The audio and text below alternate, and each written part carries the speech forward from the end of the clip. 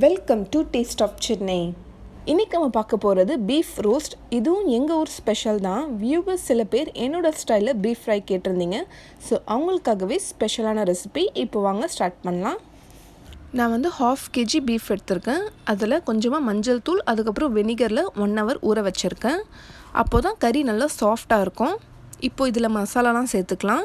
தேவையான அளவு சால்ட், ஒரு பெரிய டேபிள் ஸ்பூன் அளவுக்கு ஜிஞ்சர் கார்லிக் பேஸ்ட், அதுக்கப்புறம் ஒரு 1/2 teaspoon மஞ்சள் தூள், 2 teaspoon மிளகாய் தூள்,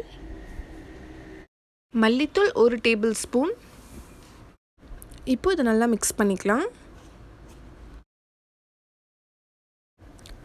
இப்போது இதை குக்கரில் போட்டுட்டு ஒரு 2 கப் தண்ணி ஊற்றி ஒரு 1/2 hourக்கு விசில் போட்டு நல்லா வேக விடுங்க.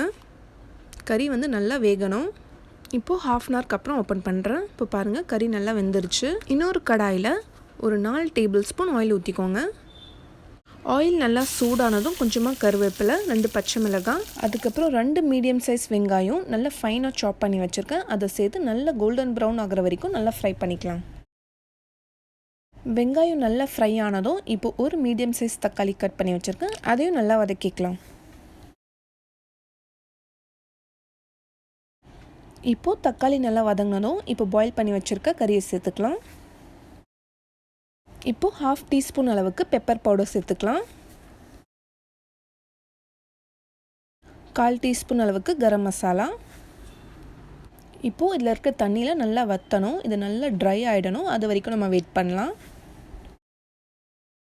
இப்போ ஓரளவுக்கு நல்லா தண்ணிலாம் வற்றிருச்சு. இன்னும் நல்லா ட்ரை ஆகணும். எண்ணெய்லாம் நல்லா பிரிஞ்சு வரணும். அது வரைக்கும் நம்ம வெயிட் பண்ணலாம். எண்ணெய் பத்தாத மாதிரி இருந்துச்சுன்னா 1 teaspoon ஆயில் ஊற்றிக்கோங்க. அந்த ஆயிலே பீஃப் நல்லா ரோஸ்ட் ஆகணும். அப்போ தான் ரொம்ப டேஸ்டியாக இருக்கும். 1/2 teaspoon ஜீரகத்தூள் சேர்த்துக்கலாம். இது ஃபஸ்ட்டே நம்ம பெப்பர் பவுடர் சேர்க்கும் போதே சேர்த்துடணும். நான் மறந்துட்டேன், அதனால் இப்போ சேர்க்குறேன். இப்போது கொத்தமல்லி தழையும் சேர்த்துக்கலாம். நல்லா மிக்ஸ் பண்ணிக்கலாம். இன்னும் ஒரு 5 minutes அப்படியே சிம்மில் வச்சுருங்க. பீஃப் நல்லா ரோஸ்ட் ஆகட்டும். மட்டன் ஃப்ரை எந்த அளவுக்கு ருசியாக இருக்குமோ அதே மாதிரி பீஃப் ரோஸ்ட்டும் ரொம்ப ருசியாக இருக்கும். நிறைய பேருக்கு பீஃப் பிடிக்காது, சாப்பிட மாட்டாங்க. என்னோடய ஸ்டைலில் ஒரே ஒரு தடவை பீஃப் ஃப்ரை நீங்கள் ட்ரை பண்ணி பாருங்கள். சாப்பிடாதவங்க கூட கேட்டு வாங்கி சாப்பிடுவாங்க. அந்த அளவுக்கு ரொம்ப ருசியாக இருக்கும். குழந்தைங்களும் ரொம்ப விரும்பி சாப்பிடுவாங்க. இது நீங்கள் சொல்லாத வரைக்கும் இது பீஃப் ஃப்ரை தான் சொல்லி அவங்களால கண்டுபிடிக்கவே முடியாது. இப்போ நம்ம சூப்பரான பீஃப் ரோஸ்ட் ரெடி ஆகிடுச்சு. இதுக்கு best combination rice, parotta, chapati, dosa, appam எல்லாத்துக்குமே செம காம்பினேஷன்.